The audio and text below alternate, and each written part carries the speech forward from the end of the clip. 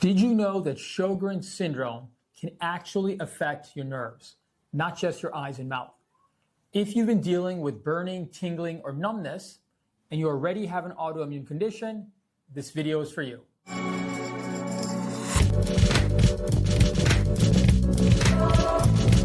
Hello, this is Dr. Siddharth Damber from Chicago Arthritis and Regenerative Medicine. I specialize in non-surgical treatments for musculoskeletal conditions, rheumatology, regenerative medicine, and metabolic health. My goal is to help you live pain-free and optimize your health with cutting-edge, evidence-based treatments. Today, we're diving into a complex but important topic, Sjögren syndrome and its neurologic complications. How to recognize them, how to diagnose them accurately, and how to treat them effectively and safely. Most people think of Sjögren's as a condition that causes dry eyes and dry mouth only, but it can also affect your nervous system, leading to symptoms like burning, tingling, numbness, imbalance, or weakness. Many of these neurologic problems may go undiagnosed for years, often mistaken for diabetic neuropathy, fibromyalgia, or even multiple sclerosis. By the end of this video, you'll understand what types of neurologic issues Sjögren's can cause, how we diagnose them precisely, and how we treat them, focusing on root causes and safer, lower risk options first. Let's start with the basics. Sjögren syndrome is an autoimmune disease, meaning your immune system mistakenly attacks your own tissues.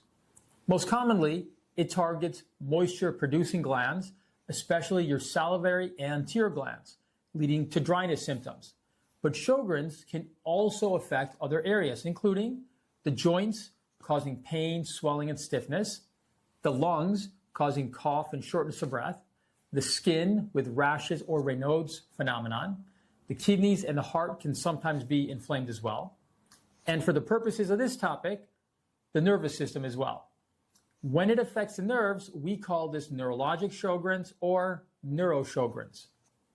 The nervous system is divided into several parts, and Sjögren's can affect each one of them. For example, the peripheral nervous system, the nerves in your arms, legs, hands, and feet.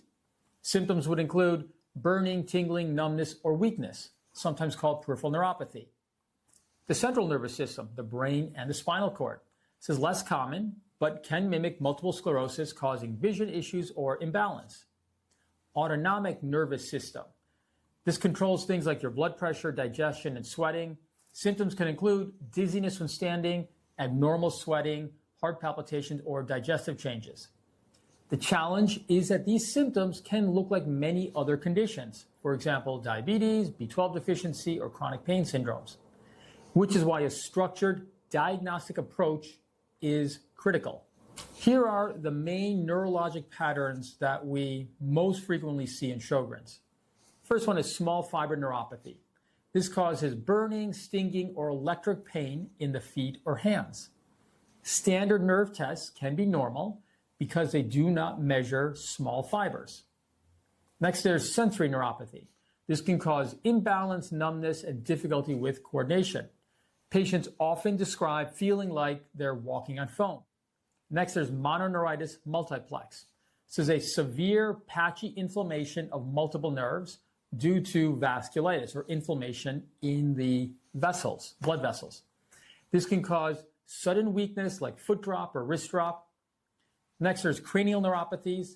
This is where the cranial nerves in the brain some can be affected. This can lead to facial numbness, weakness, or even hearing changes.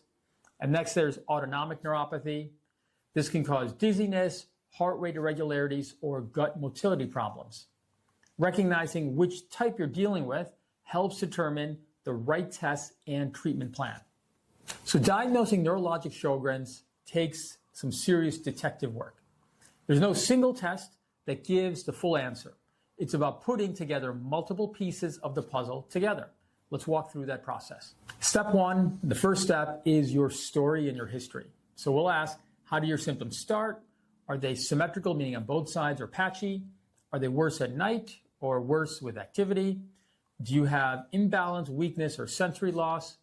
Are there dryness symptoms, fatigue, or joint pain suggesting an autoimmune etiology? These clues will help point to whether the neuropathy is inflammatory, as in Sjögren's, or more degenerative. Next, a complete physical exam looks at both rheumatologic and neurologic findings. For rheumatologic signs, we're looking at dry eyes or mouth, swollen glands, rashes, or Raynaud's. For neurologic signs, this is sensory loss to light touch, pinprick, and temperature. Do you have reduced reflexes or coordination on testing? Balance testing, such as a Romberg sign. Muscle strength to look for asymmetry or weakness. This helps to localize the problem and guides further testing. Next are blood tests to look for both autoimmune markers and other causes of nerve damage. Key antibodies could include the SSA and SSB antibody. These are hallmark antibodies for Sjögren syndrome.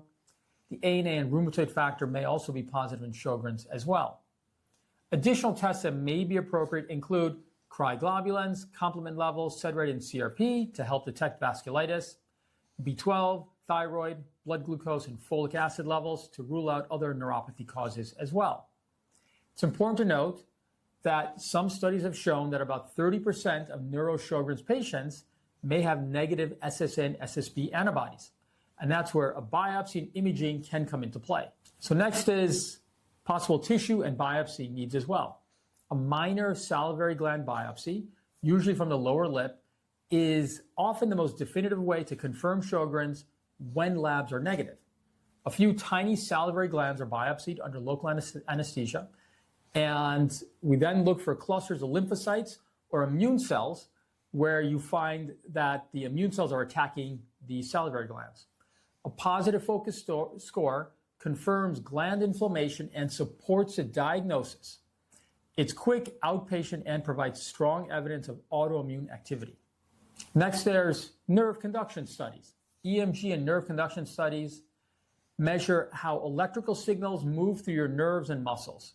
If you have large fiber neuropathy, these tests often show slowed conduction or low amplitude. That's proof of nerve damage. If you have small fiber neuropathy, EMG may be normal because it doesn't measure tiny pain and temperature fibers. So a normal EMG does not rule out neuro-Sjogren's. Rather, you need to get additional nerve testing after that fact. So the next step would be a skin biopsy for small fiber neuropathy. A small skin biopsy is one of the most accurate ways to diagnose small fiber neuropathy. A tiny 3 millimeter punch biopsy is taken from the thigh or leg, and we then look at the density of small nerve fibers. If there's reduced density, this can confirm small fiber neuropathy, a hallmark of Sjögren's related nerve damage. It's minimally invasive and gives objective proof of what patients often already feel. Imaging studies may be necessary as well. An MRI of the brain or spinal cord can identify inflammation or lesions mimicking multiple sclerosis. MR neurography can visualize swollen or inflamed peripheral nerves in vasculitic neuropathy. And salivary gland ultrasound is sometimes done to show salivary gland inflammation, providing a non-invasive diagnostic clue that somebody may have Sjögren syndrome. Each imaging study adds one more layer of confirmation when needed. If symptoms suggest an autonomic nervous system involvement, and this would be in cases where someone has significant dizziness, fainting, or sweating changes, specialized autonomic nerve testing can be done as well. That may include a tilt table test for blood pressure and heart rate regulation, QSART to measure sweat production. These sorts of tests confirm whether the autonomic nervous system is affected as well. When neuro-Sjogren's is being considered, a neurologist plays a very crucial role. They can perform an EMG test, skin biopsy, and advanced nerve studies, and can rule out mimics like diabetes or toxin exposure. As a rheumatologist, I then integrate those findings, connecting the dots to see whether nerve injury is driven by autoimmune inflammation. Collaboration between rheumatology and neurology here ensures nothing is missed and treatment is targeted correctly. So the diagnosis of neurologic Sjögren's is confirmed when we see a consistent story of nerve symptoms, objective nervous system findings on examination, as well as additional testing of autoimmune confirmation from labs or biopsy, and imaging, electrophysiologic, or skin biopsy evidence of nerve involvement. Once we establish that, we can design a treatment plan that addresses both nerve healing and immune regulation. Let's next discuss treatment of neuro-Sjogren's. Treatment depends on the type and severity of nerve involvement.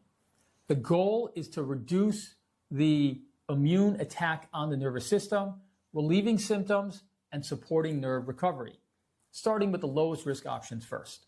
So let's talk about some foundational and lifestyle-based care to begin with. Even with autoimmune neuropathy, the nervous system can recover if we can reduce inflammation systematically and systemically. Before we discuss medications, let's emphasize lifestyle variables that can be optimized that you can work on yourself. An anti-inflammatory nutrition and diet is important. That means whole foods, omega-3s, antioxidants, and minimal processed sugar. Exercise, gentle movement, yoga, and balance training can improve nerve health as well. Supplements such as alpha-lipoic acid, acetyl-L-carnitine, B vitamins, turmeric, and omega-3s can help to support and reduce inflammation and to also support nerve repair. Sleep and stress control are also important here. Meditation, breath work, and low-intensity exercise can help to regulate your overall immune system as well. For ongoing or progressive neuropathy, if you have mild to moderate immune activity, hydroxychloroquine may help systemic inflammation.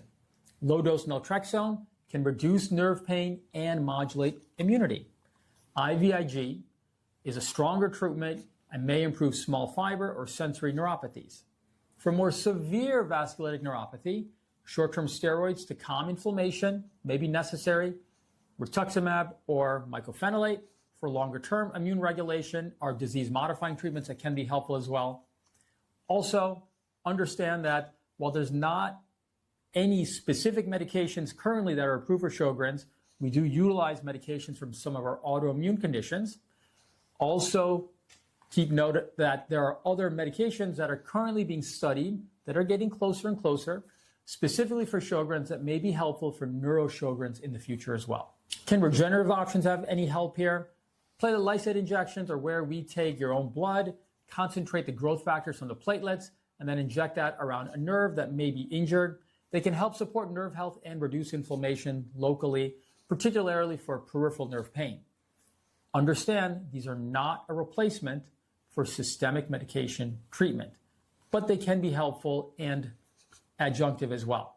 Neurologic Sjögren's requires ongoing monitoring and evaluation.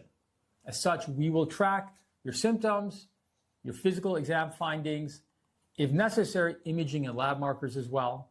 We'll also want to know how you're doing from a function standpoint, balance, and pain levels. The key is a personalized plan that evolves over time, targeting both immune balance and nerve recovery. Now let's discuss some common questions and perhaps misconceptions. Question number one, if I have numbness, does that mean my nerves are permanently damaged? Not necessarily and not always. Many nerves can regenerate if inflammation is controlled early on. Question two, can I have neurologic Sjögren's without dry eyes or dry mouth? It's very interesting. There are some studies that show that up to 30% of patients with neuro-Sjogren's can present without dryness symptoms at first. Question number four, will I need lifelong medication? Many of our patients will need some sort of medication to help modulate and control their immune system long-term, but it's not necessary that you'll be on very aggressive treatment long-term. Many patients with neuro-Sjogren's, if you can stabilize their condition, you may be able to taper off some of the more aggressive medication under careful supervision once the inflammation is controlled. So let's put it all together.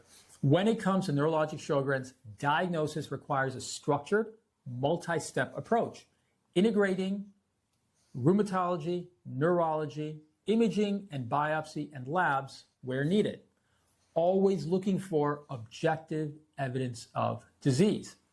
Treatment should be personalized, starting with lower risk options and escalating to target the severity of your disease. And ongoing follow-up ensures nerve healing and prevention of long-term damage. So to sum up even further, Sjögren's can be much more than dryness. It can affect your nerves, and it can affect the nervous system in significant ways.